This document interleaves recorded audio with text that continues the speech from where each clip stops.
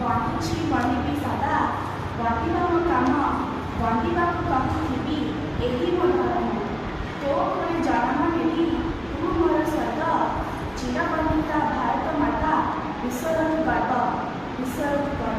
ବାଡ଼ିର ପ୍ରଧାନ ଶିକ୍ଷକ ମହୋଦୟ ପୂଜ୍ୟ ଗୁରୁଜୀ ଗୁରୁମା ଏବଂ ଏଠାରେ ଉପସ୍ଥିତ ମୋର ଛୋଟ ବଡ଼ ଭାଇ ଭଉଣୀ ମୁଁ ଆଦ୍ୟ ସାବୁଲିସା ଷଷ୍ଠ ଶ୍ରେଣୀର ଛାତ୍ରୀ ଆପଣ ସମସ୍ତଙ୍କୁ 69ତମ ସ୍ୱାଧୀନତା ଦିବସର ହାର୍ଦ୍ଦିକ ଅଭିନନ୍ଦନ ଜଣାଉଛି। ଆଜିର ଏହି ବକ୍ତୃତା ପ୍ରତିଯୋଗିତାରେ ମୋତେ କିଛି ଖାଇବାକୁ ମିଳୁଥିବାରୁ ମୁଁ ନିଜକୁ ଧନ୍ୟ ମନେ କରୁଛି। ସ୍ୱାଧୀନ ସମୀର ସ୍ୱାଧୀନ ପ୍ରସନ୍ନ ସ୍ୱାଧୀନ ଏ ବନଗିରି ସ୍ୱାଧୀନ ତଟିନୀ ପୁଣି ପୁଷ୍କରିଣୀ ସ୍ୱାଧୀନ ତରୁବଲ୍ଲରୀ ସ୍ୱାଧୀନ ଭାରତ ମାତା ପବନ ଭୂମି ଏ ଗଙ୍ଗା ଗୋଦାବରୀ ନୀତି ଗାଏ ଯାର ଗାଥା ନୀତି ଗାଏ ଯାର ଗାଥା ସ୍ୱାଧୀନତା ଆମର ଜନ୍ମଗତ ଅଧିକାର କିନ୍ତୁ ଦୁଃଖ ଓ ପରିତାପର ବିଷୟ ଏହା ଯେ 1947 ମସିହା ଅଗଷ୍ଟ ମାସ 15 ତାରିଖ ପୂର୍ବରୁ ଆମେ ଏହି ଅଧିକାରରୁ ବଞ୍ଚିତ ଥିଲୁ।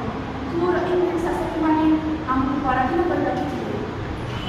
ପ୍ରାୟ 200 ବର୍ଷ ଧରି ସେହି ଦୁଷ୍ଟ ଇଂରେଜ ଶକ୍ତି ଆମକୁ ଶୋଷଣ କରି ଆସିଥିଲେ। ସେମାନଙ୍କ ଅତ୍ୟାଚାର ଚରମ ସୀମାରେ ପହଞ୍ଚିଥିବାରୁ ଭାରତୀୟମାନଙ୍କ ମଧ୍ୟରେ ଜାତୀୟତା ଭାବ ଜାଗ୍ରତ ହୋଇଥିଲା। ଶାନ୍ତିପ୍ରିୟ ଭାରତୀୟମାନେ ଶକ୍ତିଶାଳୀ ଇଂରେଜମାନଙ୍କ ବିରୁଦ୍ଧରେ ସଂଗ୍ରାମ କରିବାକୁ ଆଗେଇ ଆସିଲେ।